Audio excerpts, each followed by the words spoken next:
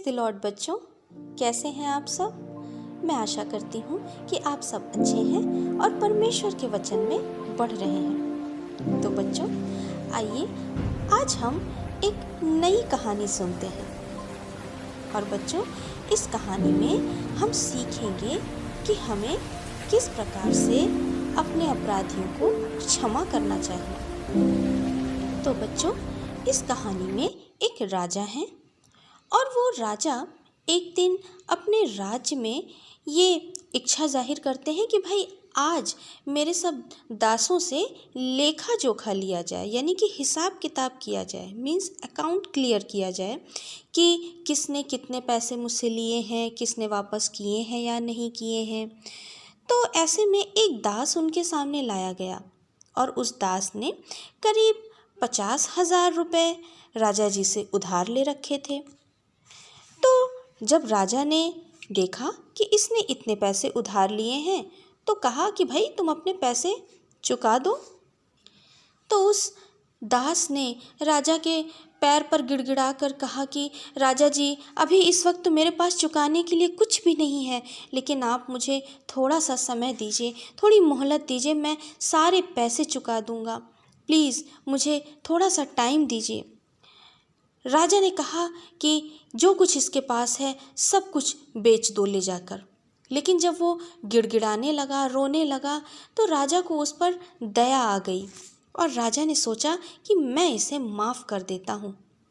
और ऐसा ही हुआ, राजा ने उसका सारा कर्ज माफ़ कर दिया और अपने सिपाहियों से कहा कि इसे जाने दो, इसे मत रोको, इसे मैंने माफ़ कर दिया है। और वो बहुत खुशी के साथ अपने परिवार के साथ आनंद मनाते हुए बाहर आया। तभी उसका एक दास उसे मिला, उसका एक संगी दास, जिसने उससे कुछ पैसे उधार लिए थे। लेकिन इस संगी दास ने उससे इतने पैसे उधार नहीं लिए थे जितना कि इस दास ने राजा से उधार लिए थे, और इसका सारा पैसा माफ़ हो गया था, क्योंकि उस दास ने तो 50,000 के करीब पैसे उधार लिए थे राजा से, बहुत पैसा लिया था उधार, लेकिन फिर भी राजा ने उसे माफ़ किया। लेकिन जब ये बाहर आता है और इसे इसका संगी दास मिलता है, तो उस दास ने इससे करीब 100 या 200 रुपये उधार लिए थे। बहुत ही छोटी रकम थी, लेकिन फिर भी इसने उस पर दया नहीं की। उसने भी इससे गिड़गिड़ाया कि प्लीज़ मुझे माफ़ कर दीजिए, थोड़ा सा समय दीजिए, मैं आपको सारे पैसे चुका दूंगा। जैसे ही इसने राजा से गिड़गिड़ाया था, वैसे ही इसके संगी दास ने भी इससे बहुत गिड़गिड़ा कर विनती की, लेकिन इसने नहीं सुना और कहा ले जाओ, इसे बंदी गृह में डाल दो, और उसे बंदी गृह में डलवा दिया।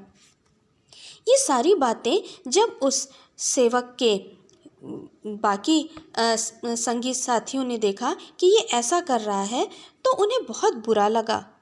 उन्हें बुरा लगा ये देखकर कि खुद इसका इतना कर्ज राजा ने माफ़ किया, और जब इसको किसी को माफ़ करने की बारी आई तो इसने माफ़ नहीं किया।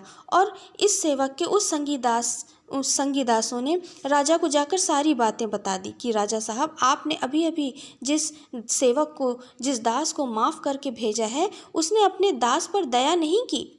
और ये सुनकर राजा बड़ा ही क्रोधित हुआ और फिर से राजा ने उसे बंदी गृह में डलवा दिया। इस बार राजा ने भी उस सेवक पर दया नहीं की और उसे दंड देने वालों के हाथों में सौंप दिया। बच्चों, अभी आपने जो सुना, ये एक निर्दयी सेवक का दृष्टांत था। निर्दयी का मतलब मर्सीलेस, जिसके अंदर दया नहीं, जिसके अंदर दूसरे को क्षमा करने का हृदय नहीं, ऐसे एक सेवक का ये दृष्टांत है, जिसे हम निर्दयी सेवक का दृष्टांत कहते हैं।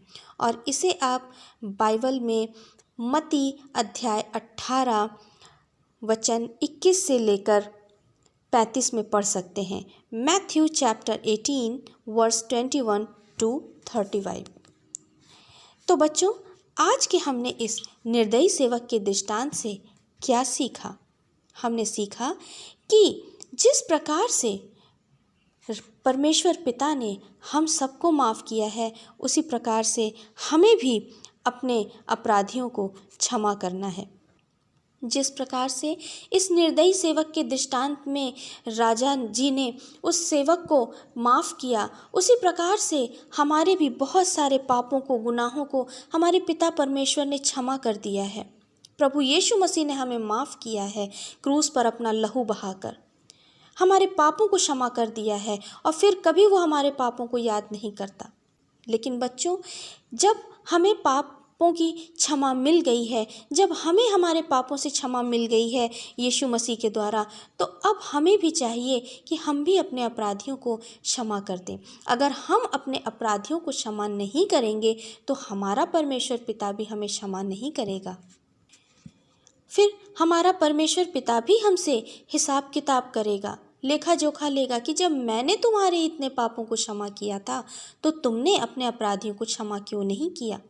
बच्चों, जब हम हे हमारे पिता की प्रार्थना करते हैं तो उसमें भी हम यही कहते हैं, जिस प्रकार से हमने अपने अपराधियों को क्षमा किया उसी प्रकार से तू भी हमारे अपराधों को क्षमा कर। इसका मतलब है इस प्रार्थना को करने से पहले हम अपने आप को जांचें कि कहीं ऐसा तो नहीं कि हमने अपने किसी अपराधी को क्षमा नहीं किया। अगर किसी ने हमारे विरोध में कोई कार्य किया है, हमें दुख पहुंचाया है, तो हमें उसे क्षमा करना है। जब हम प्रार्थना करते हैं तो प्रार्थनाओं में उन्हें क्षमा करना है, उनके लिए अपने दिल में कोई बुराई नहीं रखनी है। अगर उनकी संगति अच्छी नहीं है तो हमें उनसे दूरी बनाकर रखना है, लेकिन दूरी बनाने पर भी हमें उनसे घृणा नहीं करनी है, हमें उनके लिए प्रार्थना करनी है। हमें बुराई से तो नफ़रत करनी है, लेकिन जो बुरे लोग हैं उनसे नफ़रत नहीं करनी है, उनके लिए प्रार्थना करनी है। और जब वो लोग हमारे सामने आते हैं तो हमें उनसे बुरा व्यवहार नहीं करना है, हमें उन्हें तुच्छ जानकर उनके साथ गलत व्यवहार नहीं करना है, बस उनसे अच्छे से बात करनी है। तो बच्चों, आज के दृष्टांत से हमने सीखा कि जब परमेश्वर पिता यीशु मसीह जब हमें क्षमा कर देता है तो हम प्रभु यीशु मसीह के बेटा और बेटी बन जाते हैं। और फिर अब ये हमारा कर्तव्य है कि जिस प्रकार से प्रभु यीशु मसीह ने हमारे पापों को अपने ऊपर क्रूस पर उठा लिया, हमारे लिए उसने मृत्यु का दंड अपने ऊपर सह लिया और हमें क्षमा किया, उसी प्रकार से अब हम भी यीशु की तरह बने और जिस प्रकार से हमारे पाप क्षमा हुए उसी प्रकार से हम भी अपने अपराधियों को क्षमा करें। आमीन। तो बच्चों, मैं विश्वास करती हूँ कि आज के वचन के द्वारा आप बहुतायत से आत्मिक रूप से आशीषित हुए होंगे। आइए अब हम एक छोटी सी प्रार्थना करते हैं। हे महान प्रेमी पिता परमेश्वर, मैं यीशु मसीह के नाम से प्रार्थना करती हूँ, मेरे जो भी छोटे छोटे बच्चे और मेरे जो भी भाई बहन आज आपके इन वचनों को सुन रहे हैं, आप उन्हें प्रभु यीशु के नाम से बहुतायत से आत्मिक रूप से आशीषित करें। यीशु के नाम में आमीन। तो बच्चों, मिलते हैं फिर प्रभु यीशु मसीह के वचन के साथ। तब तक के लिए जय मसीह की।